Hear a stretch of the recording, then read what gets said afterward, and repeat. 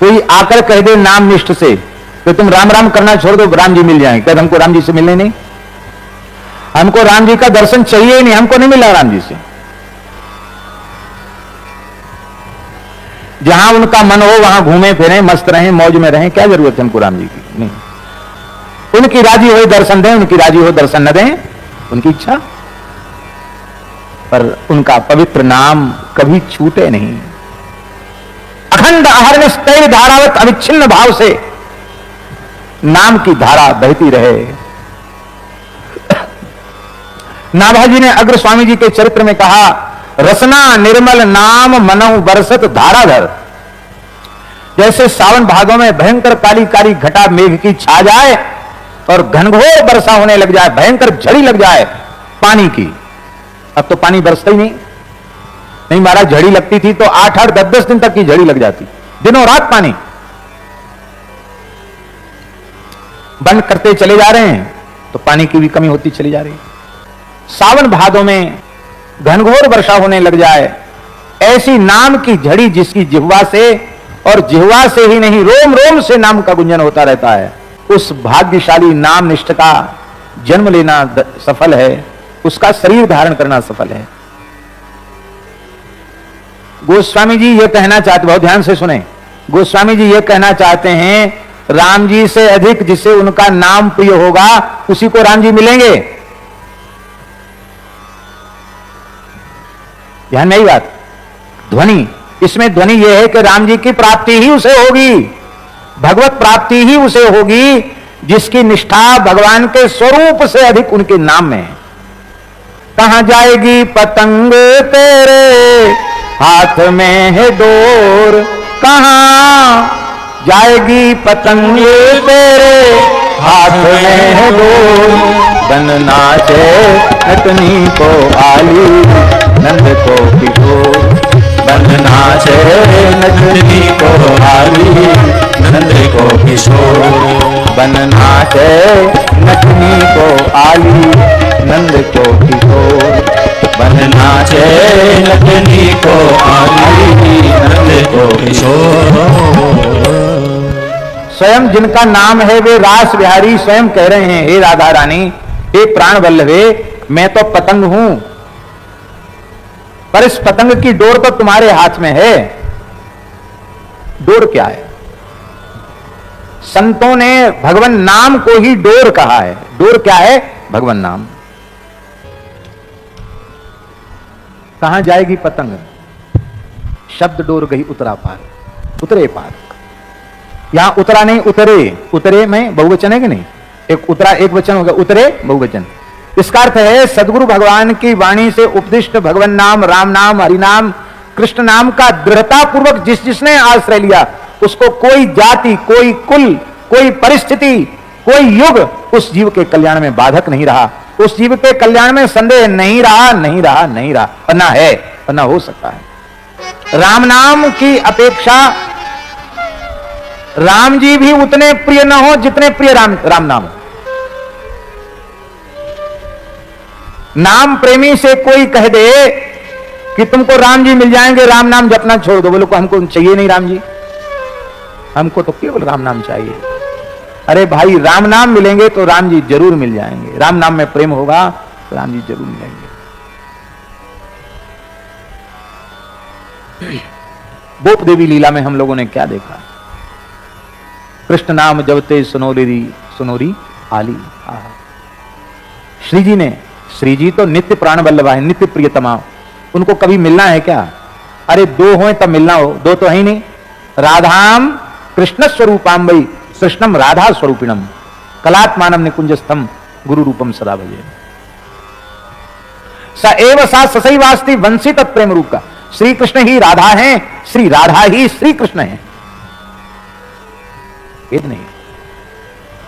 लेकिन हम जीवों को लीला के माध्यम से श्री जी दिखा रही हैं, लोगों की समझ में नहीं, और समझने की चीज ही नहीं है महाराज। कलयुग उसी के लिए है जो नाम से विमुख है। नाम का आश्रय जिसने ले रखा है उसके लिए कलयुग बिल्कुल बाधक नहीं है। सभी साधनों में युग का दखल है, पर राम नाम रूपी परम जो दिव्यतम साधन है, साध्य भी राम नाम, साधन भी राम नाम। उस राम नाम रूपी साधन में किंचित भी दखल कलयुग का नहीं। एक विशेष बात, भगवान नाम की दिव्य महिमा ऐसी है कि जिसने उनके पवित्र नाम का आश्रय लिया हुआ है, कराल कलिकाल का दुष्प्रभाव भी उसके चित्त पर किंचित भी प्रभावी नहीं हो सकता। इसलिए गोस्वामी जी कह रहे हैं, प्रिय राम नाम ते जाहि न रामो, ताको भलो कठिन कलिकाल हूं। कठिन कलिकाल में उसका भला होगा, अवश्य होगा। आदि मध्य परिणामो, उसे उसके आदि में भी कल्याण, उसके मध्य में भी कल्याण और उसके अंत में भी कल्याण। इसका तात्पर्य है कि उस भाग्यशाली जीव का जिसकी प्रीति राम जी से अधिक राम जी के नाम में है, उसका त्रिकाल में ही अकल्याण संभव नहीं है, उसका सदा सर्वदा कल्याण है। क्योंकि हनुमान नाटक में श्री हनुमान जी महाराज कह रहे हैं, कल्याणानाम निधानम कलिमल मथनम पावनम पावनानाम। समस्त कल्याणों का निधान श्री राम नाम है। और एक विशेष बात कहते हैं कि रा सकुचत समुझी नाम महिमा, मद लोभ मोह को काम।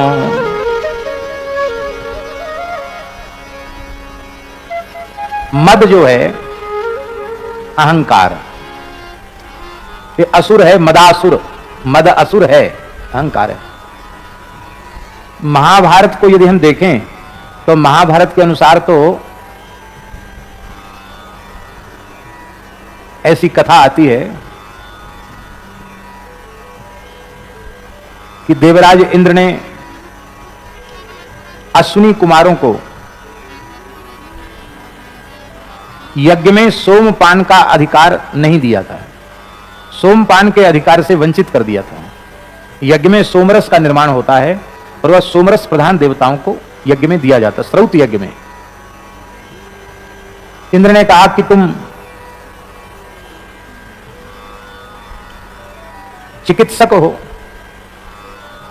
इसलिए हमारी पंक्ति में बैठकर सोमपान के अधिकारी नहीं हो। बहुत ध्यान से सुने, सोमपान का जो दूषित अर्थ वर्तमान समय में लोग करते हैं वो एक महापाप है। सोम नाम की एक लता होती है जो शुक्ल पक्ष में चंद्रमा के अनुसार उसकी वृद्धि होती है और पूर्णिमा को वह सोम लता पुष्पित होती है।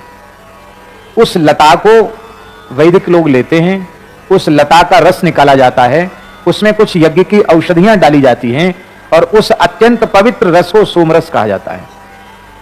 दुर्भाग्य से लोग ये भी कहने लग गए कि पहले भी तो देवता भी तो सोमरस पीते थे। अरे राम राम, अरे भाग्यहीन हो, कहां ये घृणित मदिरा और कहां सोमरस। पर शास्त्रों का बोध न होने के कारण लोग इस प्रकार की बातें कह दिया करते हैं। सोमरस एक अत्यंत पवित्र रस है जिसको देवताओं को ही पीने का अधिकार है। अश्विनी कुमार महर्षि च्यवन के पास गए। महर्षि च्यवन से कहा, महाराज आप इतने ब्रह्म तेज से संपन्न ऋषि हैं कि आप चाहें तो हम सोमरस पीने के अधिकारी हो सकते हैं। बोले हाँ, हम आपको सोमरस पिला सकते हैं देवताओं की पंक्ति में बिठाकर। ऐसे नहीं पिलाएंगे, कुछ करना पड़ेगा। क्या? बोले हमारी वृद्धावस्था है और चक्रवर्ती सम्राट महाराज सरियाती की बेटी सुकन्या, उससे मेरा पाणी ग्रहण हुआ है, तो मेरे वृद्धत्व की निवृत्ति हो जाए, मैं युवावस्था प्राप्त कर लूं, सुंदर स्वरूप प्राप्त कर लूं। यद्यपि मैं अपने तपोबल से, योग बल से सुंदर स्वरूप धारण कर सकता हूं, लेकिन मैं अपनी कठोर तपस्या का व्यय नहीं करना चाहता।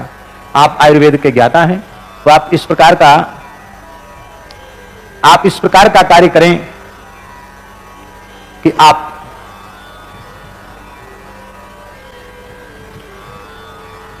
हमें युवा बना दें। तो उन्होंने एक सरोवर में दिव्य औषधियों के रस का,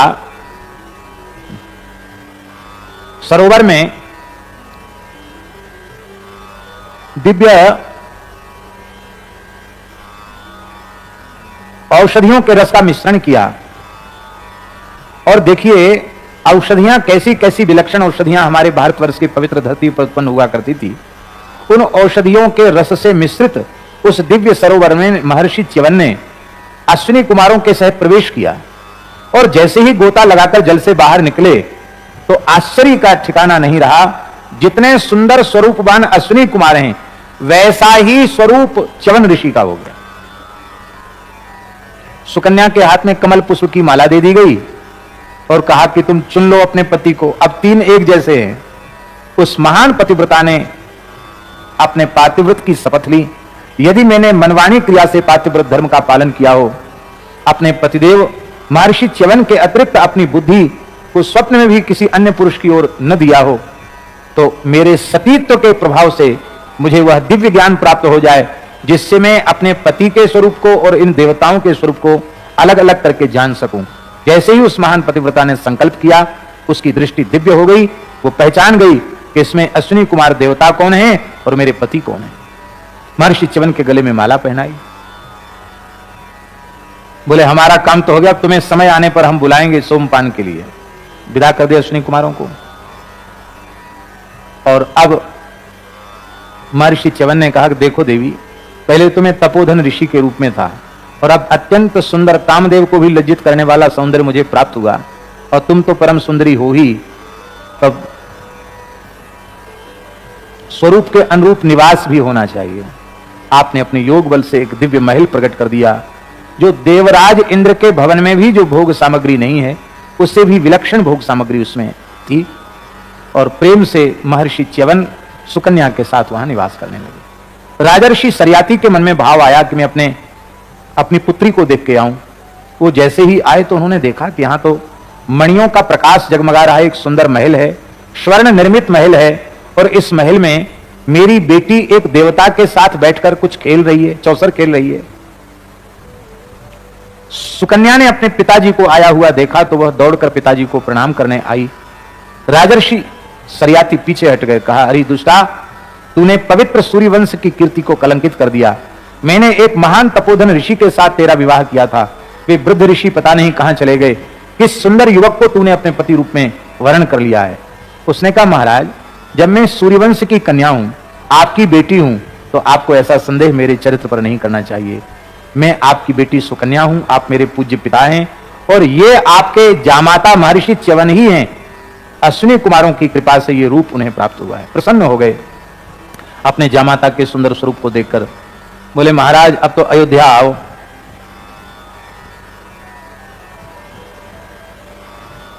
बोले हाँ ठीक है, आएंगे अयोध्या।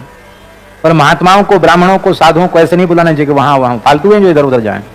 अरे कोई उत्सव हो, महोत्सव हो, भोज भंडारा हो, यज्ञ हो, कोई आध्यात्मिक उत्सव हो, कोई सम्मेलन हो तो बुलाओ। ऐसी फालतू घूमने वाले थोड़ी हैं। यज्ञ करो तो आवेंगे। तब राजर्षि सरयाती ने यज्ञ का आयोजन किया।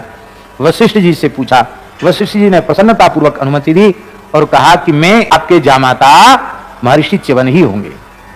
उस यज्ञ में महर्षि च्यवन आचार्य थे। महर्षि च्यवन के आचार्यत्व में यज्ञ हुआ और उस यज्ञ में जब सोमपान का अवसर आया तो इंद्र को सोमपान कराने के बाद जैसे ही अश्विनी कुमारों का आह्वान महर्षि च्यवन ने किया तो देवराज इंद्र क्रुद्ध हो गए और उन्होंने वज्र लेकर के महर्षि च्यवन पर प्रहार करना चाहा। महर्षि च्यवन मुस्कुराए और उन्होंने एक हुंकार किया। उनके हुंकार करते ही इंद्र वज्र के सहित स्तंभित हो गए, जड़वत हो गए, हिलना डुलना तक बंद हो गया। समझ में आ गया एक तपस्वी ऋषि के आगे देवराज की शक्ति भी कुछ नहीं। उसी समय महर्षि च्यवन ने दक्षिणाग्नि में आहुति दी और एक असुर को उत्पन्न किया। उस असुर का नाम था मद। उसका नाम क्या था? मद। देखो, इन सब कथाओं का मतलब यह है कि हमारे भीतर यदि मद है तो हमारे भीतर देवता नहीं बैठा है, हमारे भीतर असुर बैठा है। मद, अहंकार, ये मदासुर उत्पन्न हुआ। ये मद कितना विशाल होता है, महाभारत में लिखा है। इस मदासुर का जबड़ा, तालू, ये नीचे वाला जबड़ा, वो तो धरती पर था और इसका ऊपर वाला जो जबड़ा है वो आकाश को छू रहा था, स्वर्ग को छू रहा था। इसका मतलब है इस मद का विस्तार धरती से लेकर ऊपर के लोकों तक है। उस मद की दाढ़ें कितनी बड़ी बड़ी थी, लिखा है एक एक दांत उसका 100-100 योजन का था, माने 1200 किलोमीटर ऊंचा दांत था उसका। वो बहुत लंबी जिह्वा थी उसकी, 75 योजन की जिह्वा थी उसकी।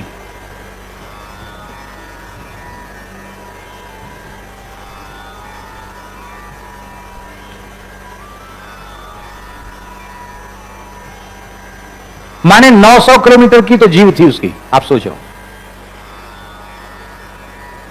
इतना भारी असुर। उसने कहा बाबा मुझे भूख लगी है, खा जाए इस इंद्र को। इंद्र तो महाराज बोला, महाराज मैं शरण में हूं, मुझे बचाओ। बोले तो तत्काल अधिकार प्रदान करो अश्विनी कुमारों को सोमपान का। बोले महाराज तुम जो कहो सो, सब बात में हाँ जी है। स्वीकार कर लिया, मैं शरण में हूं, मुझे बचाओ, मेरी रक्षा करो। तब मदासुर ने कहा कि अब आप इसको तो मैं खा नहीं सकता, अब मैं कहां जाऊं। तब महर्षि ने उस मद को कई भागों में बांट दिया। वो मद है, अहंकार है। एक तो जवानों को कुछ भाग दे दिया, जवानी का मद। हाथियों को मद दिया जो उनके मस्तक से छूटा है, मद झरता जब हाथों के तो हाथी पगला जाते हैं। प्रमदाओं को मद दिया, कामनियों को मद दिया, युवकों को मद दिया। वर्षा काल में नदियों को मद दिया। इससे सिद्ध होता है कि वर्षा काल में हम तैरना जानते हो तो भी हमको बड़े जलाशयों में, नदियों में दुस्साहस नहीं करना चाहिए। इस सब जगह मद को बांटा गया। तो ये मद असुर है, जवानी का मद बड़ा भयंकर होता है। और ये जवानी ज्यादा दिन रहने वाली नहीं है। धन यौवन यों जाएंगे, यही विधि उड़त कपूर, नारायण गोपाल भज क्यों चाटत जग धूर। धन का मद, रूप का मद, विद्या का मद, कुल का मद, शील का मद, शास्त्र ज्ञान का मद। और मद जैसे ही आया नहीं कि हमारा गुण ही हमारे जीवन का दुर्गुण बन जाता है। ये सब कुछ भगवान की कृपा से हमें प्राप्त हुआ है, पूर्वजों के पुण्य प्रताप से प्राप्त हुआ है, गुरुजनों की कृपा से प्राप्त हुआ है। तो हम विनम्रता पूर्वक उसे स्वीकार करें और उस दिव्य गुण के द्वारा अभिमान शून्य होकर पूरे राष्ट्र की, पूरे समाज की सेवा करें। ये तो उत्तम बात है। और हम उसके अहंकार में भर जाएं और अपने से बड़ों का तिरस्कार करने लग जाएं, ये मद है। इसलिए अपने कुल के अभिमान में, जाति के अभिमान में, विद्या के अभिमान में, रूप के अभिमान में, युवावस्था के अभिमान में, शासन और सत्ता के अभिमान में, धन के अभिमान में, मद में, किसी पद प्रतिष्ठा के मद में कभी अपने स्वरूप को भूलना नहीं चाहिए, मनमाना व्यवहार नहीं करना चाहिए। उसका परिणाम जल्दी ही नेत्रों के सामने आ जाता है। विनम्रता में जीना चाहिए, अहंकार में नहीं। तो ये मद असुर है और ये मद बड़े से बड़े लोगों के भी पीछे लगा रहता है, किसी का पीछा नहीं छोड़ता है। और कितना बलवान ये असुर है कि कोई इससे टक्कर ले नहीं सकता। पर जो राम नाम का आश्रय लेता है उसको मद छू नहीं सकता है। अच्छा, हनुमान जी से ज्यादा बलवान कोई है? बोलो। अतुलित बलधामम हेम शैलाभ देहम दनुज वन कृशानुम ज्ञानिनाम अग्रगण्यम सकल गुण निधानम वानराणामधीशम रघुपति प्रिय भक्तम बात जातन नमामि। पर वो श्री हनुमान जी निरंतर राम नाम का जप करते हैं। सुमिरि पवन सुत पावन नाम, सुमिरि पवन सुत पावन नाम, अपने बस करी राखे राम, अपने बस करी राखे राम। वो हनुमान जी निरंतर श्री राम नाम का जप करने वाले। राम नाम की दिव्य महिमा ऐसी है कि हनुमान जी को मद छू नहीं सकता है। कोई छोटा मोटा काम करके आता है तो उसको बड़ा अहंकार होता है, मैंने ये किया ये किया। तो हनुमान जी अकेले कितना काम करके आए? 1200 किलोमीटर के समुद्र को लांगा उन्होंने, 100 योजन का समुद्र लांगा। सामान्य बात नहीं। 1200 किलोमीटर की छलांग लगाना कोई सामान्य बात नहीं। सिंहिका का वध किया, राहु की मां छायाग्रहणी। बुद्धिबल से सुरसा को परास्त किया और लंका के अधिष्ठात्री सकी लंकनी को एक थप्पड़ में उसकी बुद्धि को शुद्ध किया।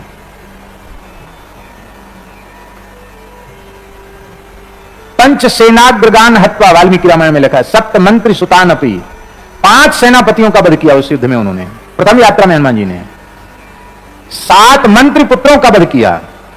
सूर्यमक्षम च निष्पिष्य ग्रहणम समुपागमत, अक्षय कुमार को पीस डाला। बड़ा प्रचंड बलवान था अक्षय कुमार, रावण का पुत्र। उसको मार दिया, लंका में आग लगा दी, 80,000 किंकर नामधारी राक्षसों का बल कर दिया, वाटिका को उजाड़ दिया, लंका में आग लगा दी और रावण के दरबार में रावण को लज्जित कर दिया। इतना काम करके हनुमान जी आए, पर हनुमान जी में कर्तापने का अहंकार बिल्कुल नहीं है। ये राम नाम की महिमा है। यहां तक कि हनुमान जी ने राम जी को बताया तक नहीं कि मैं क्या करके आया हूं। पवन तनय के चरित सुहाए, जामवंत रघुपति सुनाए। श्री जामवंत जी ने राम जी को हनुमान जी के चरित्र को सुनाया। राम जी ने पूछा जामवंत जी से कि आप भी साथ में गए थे क्या? बोले नहीं हम नहीं गए थे, हमको तो जो हनुमान जी ने बताया वो हम आपको बता रहे हैं।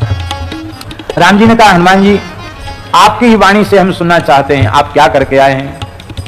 हनुमान जी ने कहा शाखा मृग के बड़ी मनुसाई, शाखा ते शाखा पर जाई, नाग सिंधु हाटकपुर जारा, निश्चर गण बधि विपिन उजारा, सो सब तब प्रताप रघुराई, नाथ न कछु मोरी प्रभुताई। वो सब आपका प्रताप है, मेरा कुछ नहीं है। ता कहूं प्रभु कछु अगम नहीं, जा पर तुम अनुकूल, प्रभु प्रभाव बढ़वान नहीं, जारी सके खलु तूल। इसलिए गोस्वामी जी ने लिखा बोला बचन विगत अभिमाना, विगत अभिमाना। हनुमान जी को अहंकार नहीं है। जो राम नाम का जप करेगा उसमें कभी अहंकार नहीं आएगा। और कोई कहे हम तो बहुत राम राम करते और अहंकार भी करे, वो झूठ बोलता है, वो भजन करता ही नहीं। राम जी का भक्त होगा वो अभिमान शून्य ही होगा। गोस्वामी जी कह रहे हैं मद की छाया राम नाम का आश्रय लेने वाले पर नहीं पड़ सकती है, लोभ की छाया नहीं पड़ सकती है। लोभ महाराज बड़ा प्रबल शत्रु है। लोभ है सर्व पाप को मूल, सारे पापों की जड़ का नाम है लोभ। लोभ के कारण बड़े बड़े पाप हुए। आज जो गोवध जैसा भयंकर पाप भारतवर्ष की जैसे पवित्र धरती पर हो रहा है, उसका कारण क्या है? लोभ ही उसका कारण है, रुपयों का लोभ।